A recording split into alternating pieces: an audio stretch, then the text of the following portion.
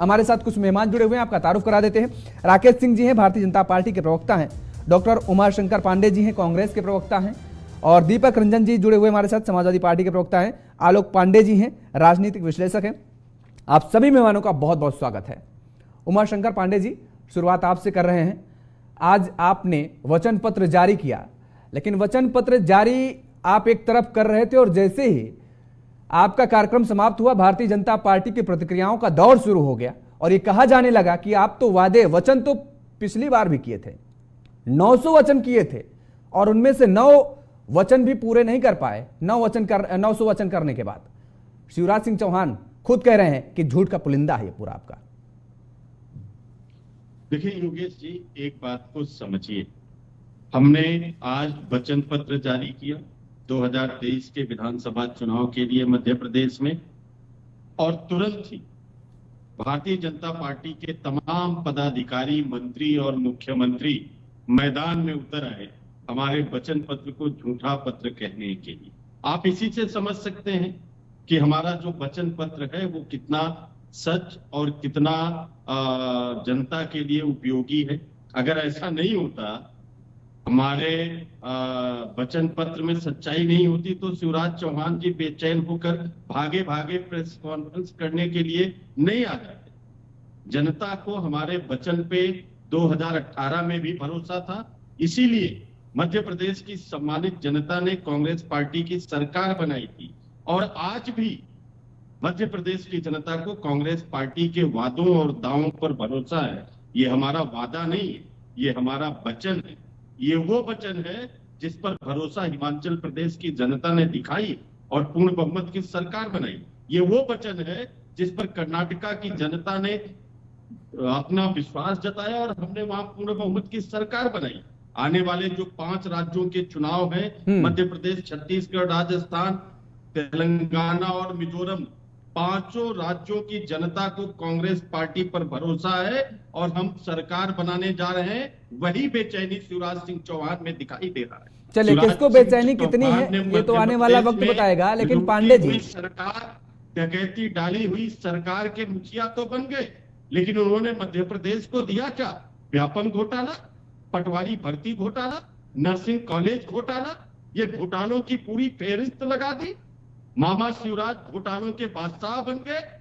आदिवासियों के ऊपर उनके भाजपा के नेताओं के द्वारा पेशाब किया जा रहा है। किसान अगर अपनी मांग के लिए आंदोलन कर रहा है तो शिवराज जी की पुलिस उन पर गोलियां बरसा रही है। 12 साल की बच्ची के साथ बलात्कार हो रहा है। ऐसी सरकार, ये शिवराज की रामराज वाली सरकार के वादे के पीछे जंगल राज शिवराज जी ने चलाई है, जिसमें उनके पूरे परिवार और कुनबे के लोगों ने मध्य प्रदेश को लूटकर सूखाग्रस्त घोषित कर दिया और आत्महत्याएं बढ़ गई। किसान आत्महत्या कर रहा था, युवा आत्महत्या कर रहा है, महिलाएं इनके सरकार की निरंकुशता और अत्याचार से पीड़ित हैं। ठीक है, वो आपका पूरा महिलाओं की पूरे कानों में सुनी नहीं जा रही। ठीक है पांडे जी, आप विपक्ष में रहे हैं, आप इन मुद्दों को लेकर के सड़कों पर उतरना आपका काम रहा है, लेकिन आपने कहा कि जनता ने पिछली बार भी आप पर विश्वास किया। आखिर क्या वजह रही? जनता ने तो विश्वास किया और जनता ने जिन विधायकों पर विश्वास किया उन विधायकों को आप पर विश्वास नहीं था, आपके नेतृत्व पर विश्वास नहीं था। नहीं, जनता को हम पर भरोसा था और जो विधायक जीत कर आए, तमाम विधायक होते हैं, ये तो पूरी एक फेहरिस्त है। भारतीय जनता पार्टी आज लुटेरों का गैंग क्यों बन गया? क्योंकि जो ज्योतिरादित्य सिंधिया जैसे लोग रहे जिनके ऊपर तो कविताएं लिखी गई, खूब बड़ी मर्दानी, वह तो झांसी वाली रानी थी, लेकिन अंग्रेजों के मित्र सिंधिया ने छोड़ी राजधानी थी। तो ऐसे तमाम लुटेरे, गद्दार, इन सबको मिलाकर जो भारतीय जनता पार्टी का पूरे देश में कुनबा तैयार हुआ है, आज ग्वालियर की जनता से पूछ लीजिए, वो बस एक लाइन रट रही है, अंग्रेजों के मित्र सिंधिया ने छोड़ी राजधानी। और वही जब तक आपके साथ थे तो बड़े अच्छे थे, देश में सुनी जा रही है। जी योगेश जी, पांडे जी, मैंने कहा वही जब तक आपके साथ थे तो बड़े लॉयल थे, बहुत अच्छे थे, बड़े करीबी हुआ करते थे आपके नेताओं के। देखिए, हमें तो लगा कि उन्होंने अपनी परंपरा को छोड़कर अब भारत के साथ चलने का मन बना लिया है लेकिन हमें क्या पता था, अभी भी उनके अंदर वो नसों में जो रक्त बह रहा है अभी भी वो शुद्ध नहीं हुआ है। उन्होंने साबित कर दिया रक्त अभी भी वही अशुद्ध वाला है। अंग्रेजों के मित्र सिंधिया ने छोड़ी राजधानी थी। तो जनता, ग्वालियर की जनता हो या मध्य प्रदेश की जनता हो, वो इन लुटेरों से, किसान विरोधी नीतियों से, युवा विरोधी नीतियों से, महिलाओं के खिलाफ हो रहे अत्याचार और अत्याचारियों के दिए जा रहे संरक्षण के विरुद्ध मध्य प्रदेश की जनता 2018 में भी खड़ी थी और 2023 में भी खड़ी थी। इस बार मध्य प्रदेश की जनता भारतीय जनता पार्टी को इतने गहरे गड्ढे में दबा देगी कि दोबारा ये उठने की हिम्मत भी नहीं जुटा पाएंगे। चलिए ठीक है, योगेश जी, ठीक है।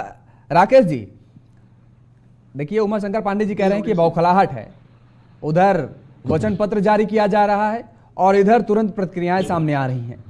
शिवराज सिंह चौहान जी को चाहिए था कि वो अपने कामों को गिनाते, उन्होंने 5 साल में जो काम किए उनको गिनाते।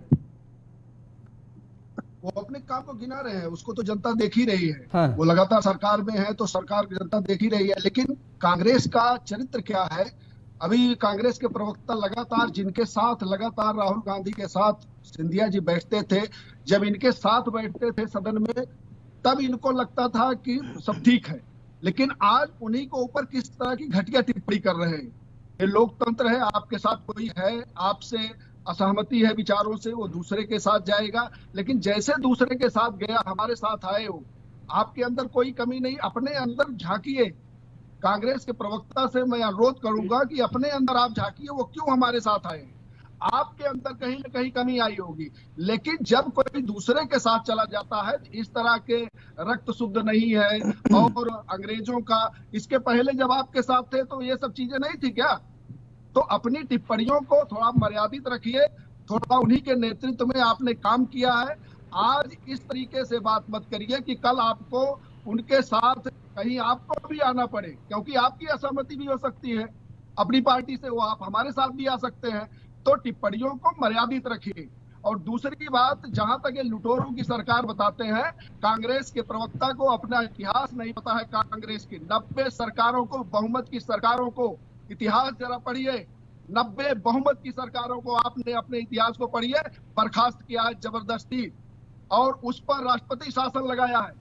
ऐसा कभी हुआ? संवैधानिक प्रक्रिया का आपने पालन किया? नहीं, ये होती है तानाशाही। और रही बात जुमलों की, और ये बता रहे हैं कि आप 900 वादे तो शिवराज जी ने बताया कि आपने पिछली बार किए थे, कितने आपने पूरे किए? आप वादा करते हैं, मैं भारतीय जनता पार्टी जब काम करती है तो बताती है, ये आंकड़े के साथ बताती है, 48 करोड़ पूरे देश में, उसमें मध्य प्रदेश भी है जिसमें 3 करोड़ है, 48 करोड़ जनधन के खाते खोले गए।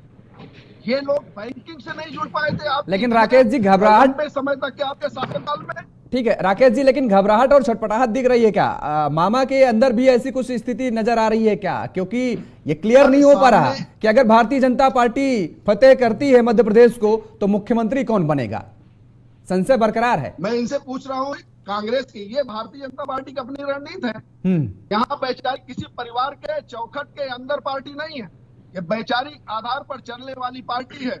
यहाँ का नेतृत्व तय है और उस आधार पर हम रणनीति तय करते हैं। ये नहीं है कि राहुल गांधी के खानदान में अगर कोई पैदा हो गया तो वही प्रधानमंत्री होगा। किसी पार्टी, किसी परिवार के चौखट के अंदर आपने बैठ के तय कर लिया कि ये मुख्यमंत्री होंगे, ये मंत्री होंगे। ये पार्टी विचारधारा के आधार पर चलने वाली पार्टी है और विचारधारा के आधार पर चलते हुए सतत हर चुनाव को हम गंभीरता से लेते हैं। हम छुट्टी मनाने नहीं जाते। हमारे कार्यकर्ता माननीय नरेंद्र मोदी जी के नेतृत्व में निरंतर काम करते हैं, समाज में काम करते हैं, और यही कारण है कि हमारी सरकार आती है तो सबसे पहले हम सोचते हैं कि हमारे जो बैंक से नहीं जुड़ पाए, सोच लीजिए 48 करोड़ लोगों का जनधन खाता खुला, 25 लाख रुपए करोड़, 25 लाख करोड़ उन जनधन खातों के माध्यम से जनता के सीधे खातों में गया। वो 25 लाख करोड़ किसके पास जाता था? कांग्रेसियों की जेब भरती थी। वो 25 लाख करोड़ रुपया आज जनता के पास गए हैं, उनके सीधे। इनके प्रधानमंत्री तो थे, वो कहते थे कि मैं 1 रुपया भेजता हूँ तो 15 पैसे पहुंचते हैं, तो 75 पैसे कौन लेता था? लेकिन 75 प्रधानमंत्री पैसे तो लेकिन कांग्रेस ही प्रधानमंत्री थे, जी को जो अपने जेबों में डालते मुझे लग रहा है शिवराज सिंह चौहान पर भी भरोसा नहीं है। उनको कहीं ना कहीं संदेह लग रहा है कि काम ठीक नहीं हुआ मध्य प्रदेश में। हम यही तो सवाल आपसे कर रहे हैं। मैंने कहा ना कि ये पार्टी विचारधारा पर चलने वाली पार्टी नहीं है। नहीं, विचारधारा के डॉक्टर राकेश जी देखिए, ये तो अब कहने वाली बातें हो गई। हमने भी पढ़ा है और आपने भी पढ़ा होगा, सभी ने, मुझे लगता है अभी भी जो लोग बच्चे पढ़ रहे हैं वो भी यही पढ़ रहे हैं कि जो मुख्यमंत्री का जो चयन होता है वो विधायक दल के नेता का जो चयन होता है विधायक द्वारा किया जाता है। ये तो हम केवल किताबों में पढ़ते हैं। योगेश जी, ये जयशंकर पांडे सपना भी नहीं, ये अंतर होता है दो पार्टियों में। जयशंकर पांडे है, मैं अपनी पार्टी का प्रतिनिधित्व कर रहा हूं यहाँ। जयशंकर पांडे सपना भी नहीं दे सकते कि ये प्रधानमंत्री हो जाएंगे। राकेश सिंह जैसे लाखों कार्यकर्ता सपना देख सकते हैं।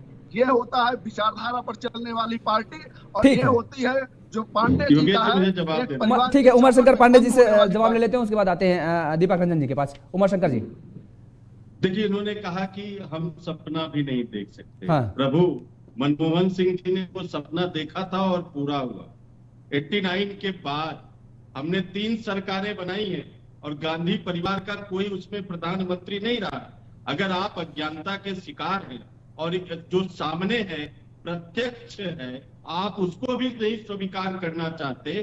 पीवी नरसिम्हा राव जी गांधी परिवार से बिल्कुल नहीं आते हैं क्या? मनमोहन सिंह जी गांधी परिवार से हैं क्या? क्या सोनिया गांधी जी प्रधानमंत्री नहीं बन सकती थी क्या? राहुल गांधी जी प्रधानमंत्री नहीं बन सकते थे क्या?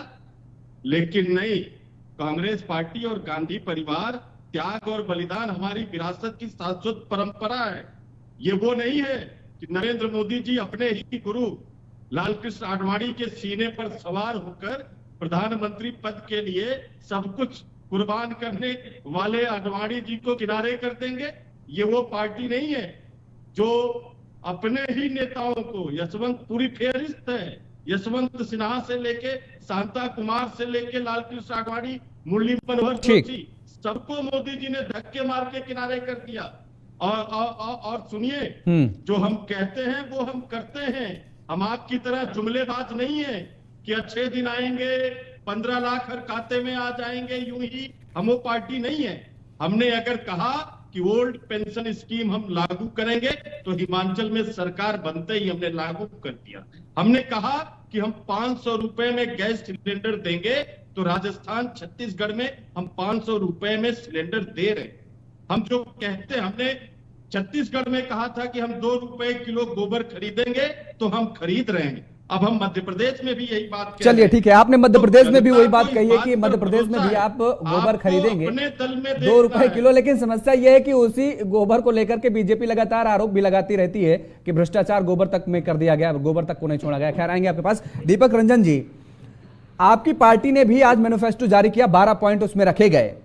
मध्य प्रदेश में आप ताल ठोक रहे हैं, आपको क्या लगता है कि किसका गेम बिगाड़ सकते हैं आप? क्योंकि राष्ट्रीय लेवल पर आप गठबंधन में कांग्रेस के साथ हैं, कांग्रेस आपके साथ है, लेकिन मध्य प्रदेश में कांग्रेस और बीजेपी आमने सामने है।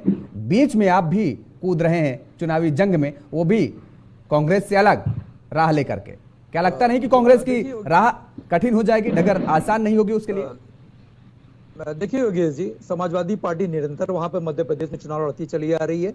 और एक समय ऐसा था जब समाजवादी पार्टी के वहां पे 7-8 विधायक हुआ करते थे। इवन जब 2018 में जब कांग्रेस पार्टी की सरकार बनी थी, ये सही कि हमारे सिर्फ 1 विधायक था उस टाइम, लेकिन हमने बिना शर्त हमने कांग्रेस पार्टी को हमने समर्थन दिया था और सरकार बनी थी कांग्रेस पार्टी की। देखिए, समाजवादी पार्टी का जो आज जो पक्के वादे जो समाजवादी पार्टी ने किए हैं जनता से, समाजवादी पार्टी का मैनिफेस्टो उठा करके देख लीजिए योगेश जी कि समाजवादी पार्टी के कथनी और करनी में अंतर नहीं होता। समाजवादी पार्टी जो कहती है वो करती है, और समाजवादी पार्टी अगर अपनी पार्टी का विस्तार करना चाहती है तो इसमें समाजवादी पार्टी का पूरा अधिकार है। और ऐसा नहीं कि अभी इंडिया मोर्चा के परिवार के लोगों से, इंडिया परिवार के लोगों से या कांग्रेस पार्टी के लोगों से अभी बातचीत का सिलसिला बंद हो गया। मैं समझता हूँ कोई ना कोई रास्ता इसका निकलेगा, और अगर रास्ता नहीं निकलेगा तो निश्चित रूप से समाजवादी पार्टी वहां पर मजबूती के साथ, दमखम के साथ चुनाव लड़ रही है। और हमारा देखिए, हम एक उद्देश्य लेकर के हम जा रहे हैं, जो कांग्रेस पार्टी का, जो इंडिया मोर्चा का, इंडिया परिवार का जो उद्देश्य है कि भारतीय जनता पार्टी को मध्य प्रदेश से जिस तरीके से जनमत का अपमान करके, जनता के द्वारा चुनी हुई सरकार को हॉर्स ट्रेडिंग करके लोटस अभियान चला करके किस तरीके से भारतीय जनता पार्टी ने, आपने देखा होगा कि लोगों को दबाव में लेकर के, प्रभाव में लेकर के मध्य प्रदेश में सरकार बना ली। तो उस सरकार से वहां की जनता अब देखिए पूरी तरीके से ऊब चुकी है। और अगर देखिए, अगर शिवराज सिंह चौहान जी का कार्यकाल इतना अच्छा है, उनका सब कुछ काम इतना अच्छा भी है, हमारे भारतीय जनता पार्टी के सेंसिबल प्रवक्ता जी आदरणीय सिंह साहब बता रहे थे कि जब सब कुछ अच्छा है तो उनका नाम इनको आगे करने में इनको क्या दिक्कत है। अभी तक भारतीय जनता पार्टी ना राजस्थान में, ना छत्तीसगढ़ में, ना मध्य प्रदेश में मुख्यमंत्री का चेहरा नहीं बता पाई कि मुख्यमंत्री का चेहरा वहां पे कौन रहेगा। 18 साल लगातार शिवराज सिंह चौहान जी वहां के मुख्यमंत्री रहे हैं, लेकिन जब उनके काम पे मुहर उनकी खुद की पार्टी नहीं लगा पा रही है तो सोचिए जनता उन पे कैसे विश्वास करेगी। पहली लिस्ट में उनका नाम नहीं आया, किसी तरीके से यहां से लेकर के कहां उन्होंने दौड़ लगाई, फिर उनका नाम खैर किसी तरीके से आया उसमें, लेकिन अभी मुख्यमंत्री बने। देखिए मैंने तो योगेश जी पहली बार ऐसा देखा है कि ये कई बार का मुख्यमंत्री हो और वो जनसभा कर और बोले कि क्या भाइयों बहनों में चुनाव मुझको लड़ना चाहिए कि नहीं लड़ना चाहिए, मैं चुनाव लड़ूं या ना लड़ूं। अरे आपने मजाक बना करके रख दिया। अरे ये आपका शीर्ष नेतृत्व से पूछे कि आपको चुनाव शीर्ष नेतृत्व लड़ा रहा है कि नहीं लड़ा रहा है। जनता क्या आपको वोट दे सकती है, जनता आपको टिकट नहीं दे सकती ना। लेकिन बीजेपी का तर्क यह है जनता टिकट नहीं देती है, लेकिन जिताने का काम जनता करती है। तो जनता किस मूड में है ये जानना पार्टियों तो का हराने, योगेश जी हराने का काम भी तो जनता ही करती है। हाँ। जो सरकारें बटन दबाने से आती है वही सरकारें बटन दबाने से जाती भी हैं। हाँ बिल्कुल, हराने का काम भी तो ये जनता करती है। महान जनता, सम्मानित जनता हराने का काम भी तो करती है। और जनता देखिए इनके, जैसा अभी आपने कहा ना मैनिफेस्टो कांग्रेस पार्टी का भी जारी हुआ। हाँ। समाजवादी पार्टी ने भी अपने पक्के वादे करे। हाँ। आज की तारीख में हिंदुस्तान का सबसे बड़े पद पे आसीन आदरणीय मोदी जी हैं। उन्होंने 2014 से पहले जो जनता को वादे किए थे 2-2 करोड़ रुपए नौजवानों को, बेरोजगारों को नौकरी देने का, क्या नौकरी मिल गई? उस हिसाब से 10 साल पूरे होने जा रहे, 20 करोड़ लोगों को रोजगार मिल जाना चाहिए। गरीबों के कितनी सीटों पर अच्छा आप चुनाव लड़ने जा रहे हैं मध्य प्रदेश में? टोटल कितनी सीटों पर चुनाव लड़ेंगे? ये तो अब रणनीति तय हो गई होगी, मुझे लगता है कि आपको जानकारी भी हो गई होगी। देखिए योगेश जी 9 सीटों पे हमने प्रत्याशी अपने जो है अनाउंस कर दिए। नहीं, वो तो अनाउंस कर दिए। टोटल कितनी सीटों पर आप चुनाव लड़ेंगे? देखिए समाजवादी पार्टियों पे 35 से 40 सीटों पे चुनाव लड़ने जा रही है। 35 से 40 सीटों पर चुनाव लड़ने जा रहे हैं आलोक पांडे जी। क्या ये 35 से 40 सीटों पर कांग्रेस का खेल बिगड़ नहीं सकता है? देखिए समाजवादी पार्टी अगर 35 से 40 सीटों पर लड़ेगी, पूरी जगहों पर वो बिगाड़ पाएगी नहीं पाएगी। लेकिन यूपी पट्टी जितने बॉर्डर से जुड़े हुए जो भी विधानसभा हैं उनमें तो खासतौर पर असर डाल देगी ना समाजवादी पार्टी, और इनमें खासतौर पर कांग्रेस को नुकसान भुगतना पड़ सकता है। ये तो आप स्वीकार करेंगे? देखिए 12 से 15 विधानसभा सीटों पर तो समाजवादी पार्टी बहुत गहरा डेंट करेगी, गहरा डेंट जिससे मैं कह रहा हूँ। और कांग्रेस ने जैसे उनके साथ गठबंधन नहीं किया समाजवादी पार्टी के साथ, 9 की जगह 12 सी जगहों पर अखिलेश जी ने डिक्लेयर कर दिया कि 12 जगहों पर प्रत्याशी उतार दिए, 3 जगहों पर वो बढ़ाती है। समाजवादी पार्टी भाई ने हमारे जो मित्र हैं उन्होंने बताया नहीं, 12 प्रत्याशी घोषित हो गए और 35 से 40 करने जा रहे हैं। देखिए जो इंडिया गठबंधन है इसको ठीक है कि राष्ट्रीय लेवल पर इसने गठबंधन किया है, लेकिन विधानसभाओं में भी एक कंसेंट बनानी चाहिए। आप कक्षा 9 के एग्जाम में पास नहीं हो पा रहे हो, कक्षा 10 में टॉप करने की बात कर रहे हैं, यही एक बात होगी ना। कोई बच्चा 9 में फेल हो जाए और कहते हैं हम 10 में टॉपर बनेंगे। देखिए जो लड़ाई होती है राजनीति में वो परसेप्शन पे होती है।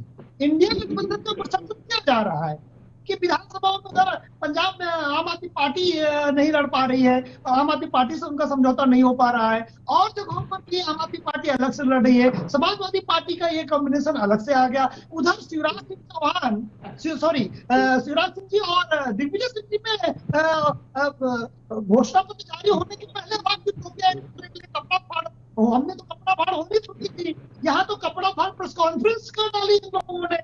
तो आप बताइए कि जब आप एक प्रेस कॉन्फ्रेंस में जहां घोषणा पत्र जारी करने जा रहे हैं, वहां आपके नेताओं की बात, आपके नेताओं के वैचारिक मतभेद मीडिया के सामने आ जाता है, जहां दोनों लोग एक दूसरे को कमजोर और एक दूसरे को कहीं न कहीं पर नीचा दिखाने की कोशिश कर रहे हैं। तो कांग्रेस पार्टी के अंदर जो चीज सब ठीक नहीं है वो सामने आ गया। राजनीति में देखिए इस तरह के गुटबाजी हो चलती है। लेकिन जो मुद्दे लेकर के आज कांग्रेस सामने आई है, जो अपने वचन पत्र में जिन मुद्दों का जिक्र किया है, चाहे हम ओपीएस का जिक्र करें, महिलाओं के लिए जिक्र करें, किसानों के लिए जिक्र करें, युवाओं के लिए जिक्र करें, खुद की आईपीएल टीम बनाने का अभी वादा किया गया है मध्य प्रदेश में, ये जो मुद्दे हैं, ये जो वादे किए जा रहे हैं, वचन दिए जा रहे हैं जनता को, ये कितने इफेक्ट करेंगे जनता को?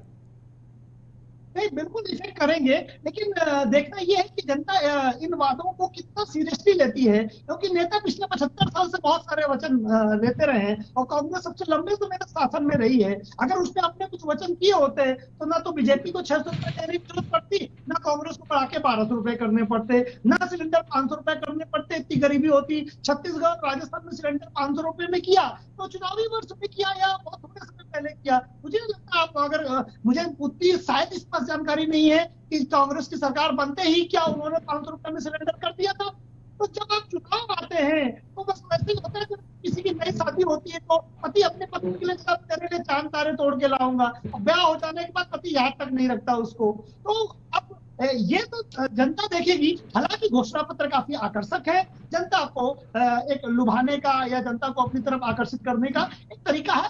और अभी बीजेपी आएगी वो भी करेगी और वो भी नहीं, बीजेपी आएगी, लेकिन बीजेपी को डर किस चीज का लग रहा है, मैं आपसे ये भी समझना चाहूंगा। क्योंकि प्रधानमंत्री नरेंद्र मोदी पहुंचते हैं मध्य प्रदेश, वहां पर चुनावी जनसभा को जब संबोधित करते हैं, लाडली बहना योजना कितनी प्रमुख योजना है, शिवराज सिंह चौहान का अगर हम जिक्र करें उनकी योजना, मैंने अभी तक जो रैलियां देखी या सुनी है पीएम मोदी की, उनमें इस योजना का कहीं जिक्र नहीं किया जा रहा है। शिवराज सिंह चौहान को लेकर के कहीं आगे लाया नहीं जा रहा, उनको लेकर के उनकी सरकारों का कहीं बखान बहुत ज्यादा किया नहीं जा रहा है। केंद्र सरकार की योजनाओं का बखान किया जा रहा है मध्य प्रदेश में, तो इसका क्या मतलब माना जाए?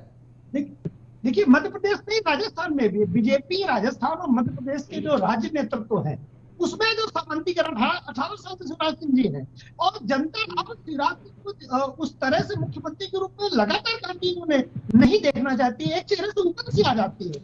गुजरात में आप देखिए बीजेपी बहुत लंबे समय से शासन में है, 27 साल से ज्यादा से, लेकिन वहां मुख्यमंत्री लगातार नहीं। मोदी जी की बात देखेंगे, अगर मुख्यमंत्री से डिस्ट्रिक्ट में मुख्यमंत्री बदल दिया जाता है, लेकिन शिवराज सिंह चौहान भी इतने ताकतवर नेता हो गए 18 साल में कि मुख्यमंत्री बदलने का जोखिम भारतीय जनता पार्टी प्रारंभ से नहीं लेना चाहती। लेकिन शिवराज सिंह को हो चाहे वसुंधरा राजे जी को, दोनों को यह साफ संकेत है कि अब राज्य का नेतृत्व भारतीय जनता पार्टी इन दोनों के साथ लेकिन नहीं चलेगी। मेरी जितनी राजनीतिक समझ है उस हिसाब से मैं आपको बताऊं। ठीक है, उमाशंकर पांडे जी, एक अभी बड़ी बात का जिक्र किया आलोक जी ने, अंदर खाने जो चल रहा है कांग्रेस के, क्या आपको लगता नहीं है कि भारतीय जनता पार्टी से जितनी बड़ी चुनौती है आपकी सत्ता पर काबिज होने की, उतनी ही बड़ी चुनौती घर के लोगों को एक साथ लेकर के चलने के लिए है?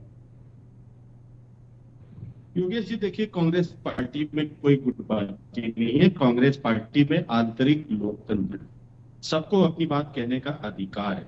लंबे समय से भारतीय जनता पार्टी राजस्थान में आंखें गड़ाए हुए बैठी थी कि सचिन पायलट टूटेंगे, हमारे खेमे में आएंगे, और आप देखिए हमारी 5 साल की सरकार भी पूरी हो गई और दोनों लोग मिलकर चुनाव भी लड़ रहे हैं। लेकिन भारतीय जनता पार्टी के खाने में क्या चल रहा है आप देखिए, उनके शेखावत जी अलग झंडा बुलंद कर रहे हैं, राकेश राठौर अलग झंडा उठाए हैं, वसुंधरा राजे सिंधिया को किनारे ही कर दिया, किसी पोस्टर बैनर पे उनकी फोटो तक नहीं आने दी, कार्यक्रमों में उनको बुलाया भी नहीं जा रहा है।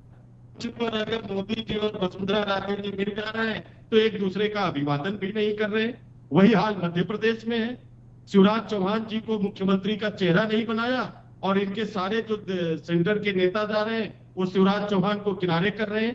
कैलाश विजयवर्गीय कह रहे हैं मेरा तो मन ही नहीं था चुनाव लड़ने का, मुझे तो जबरदस्ती चुनाव लड़ाया जा रहा है। यानी कि भगदड़, दहशत है। लेकिन एक चीज है ना, बीजेपी जो बात कह रही है कि उनके पास एक ही नाम जो पूरे कर देते हैं सारे काम, एक ही नाम पे सारे काम पूरे हो जाते हैं।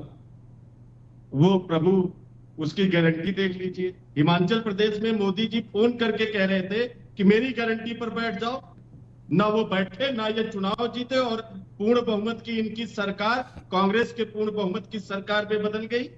किसने नहीं देखा कर्नाटका में मोदी जी ने जितने साम दाम दंड भेद हो सकते थे सब लगा दिए। रो रहे थे, पैदल चल रहे थे, सड़कों की धूल फांक रहे थे, पैर धुल रहे थे। लेकिन कर्नाटक की जनता ने क्या किया? मोदी जी की गारंटी मानी क्या?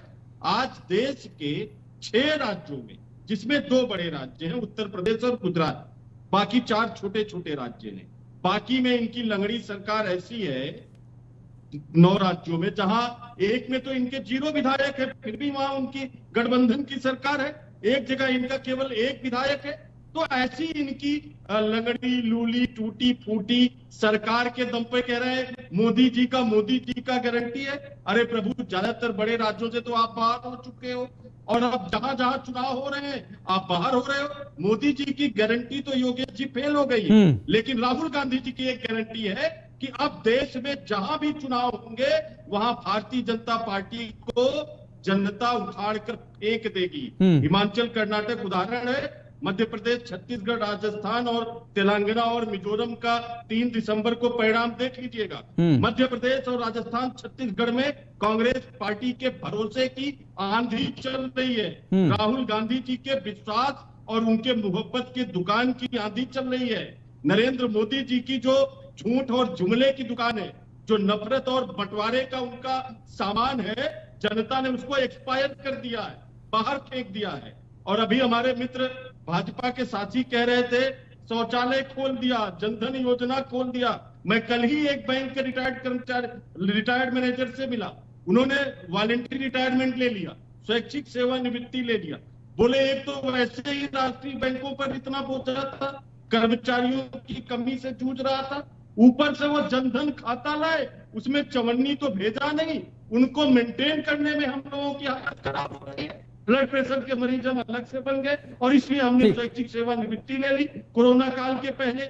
अब जब उसमें धन ही नहीं होगा तो ऐसे जनधन खाते की जनता करेगी क्या? कह रहे थे शौचालय बनवा दिया।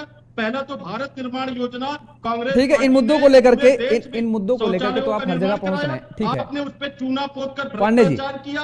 दूसरे, जब पेट में अनाज ही नहीं जाएगा प्रभु तो शौचालय दे के क्या करेंगे? और हमारे अरे 5 किलो राशन दे रहे हैं। उमा शंकर पांडे जी, आपको आवाज आ रही ना मेरी? हमने बनाया, आवाज आ रही ना आपको मेरी? आपने उस पर अपना, मोदी जी ने अपना फोटो छपवा लिया। तो इस तरीके की जो सरकार है, जनता उसको समझ गई योगेश जी। इसलिए राहुल गांधी जी की गारंटी ले लीजिए, जहां जहां चुनाव होगा भारतीय जनता पार्टी के तंबू उखड़ जाएंगे। 5 मिनट लगातार भाषण दे रहे हैं, अभी तक एक काम नहीं बता पाए। एक काम आप नहीं बता पाए। तक सरकार रही, इन्होंने क्या किया? अरे भाई, आप 20 बार राहुल गांधी को लॉन्च कर चुके हैं, अभी तक लॉन्च नहीं हुए। इसमें हमारा क्या, भारतीय जनता पार्टी का क्या दोष है? 20 बार आपने लॉन्च किया। अरे हमारे पास यशस्वी मोदी जी जैसा नेतृत्व है, जो नेतृत्व दे रहा है, पूरे देश में नेतृत्व दे रहा है, गरीबों की चिंता कर रहा है, देश को आगे ले जा रहा है।